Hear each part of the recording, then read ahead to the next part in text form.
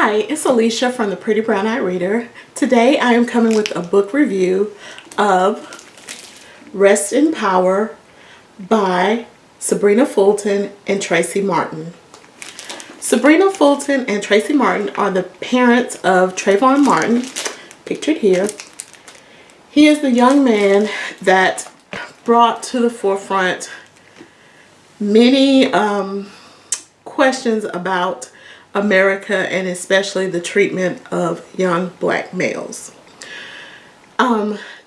His parents, Sybrina and Tracy, have penned their story to give an overview of what happened, as well as to walk us through who Trayvon was and to show what they went through in the effort to get his story out to the public. From the beginning, I could tell that this was the most appropriate title for this book because the book is told in alternating chapters. So Sybrina has one chapter, Tracy follows. And you get to see a well-rounded story of what was happening from both parents. And so I'll get more into that in just a moment. But Sybrina starts it off with the introduction, and she asks two questions in her opening words, and they set the tone for the book for me. She says, "How can I show the hole in my heart? How do I write about the death of my son?" It takes incredible strength for a mother and father to be able to write their experience of having lost their son, even to write about their son in such heartfelt words as this book portrays. Sybrina answers those questions, even though I know it had to be painful to write that. Just her expression, her emotions, and given the background of her family, she's able to show, this is how I write the life of my son. This is how I'm telling you about the hole in my heart.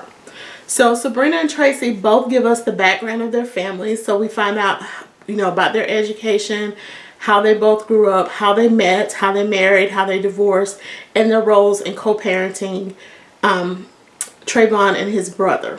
It's a very emotional read. I thought at first I wasn't going to be able to do it because after reading those first two questions, I was like, oh my God, am I going to be able to do this?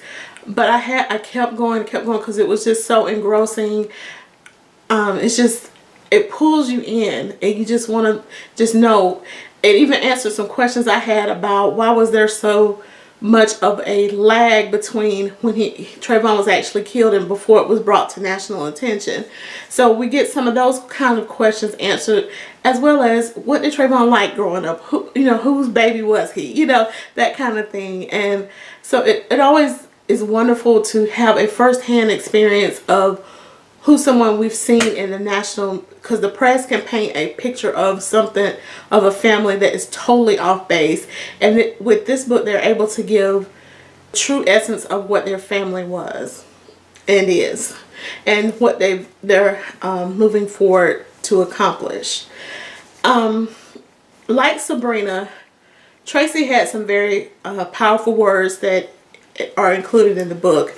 And one quote that I have that really stuck out for me is something he says very early in the book that kind of sums up the essence of what has happened to and is happening for young black males in America.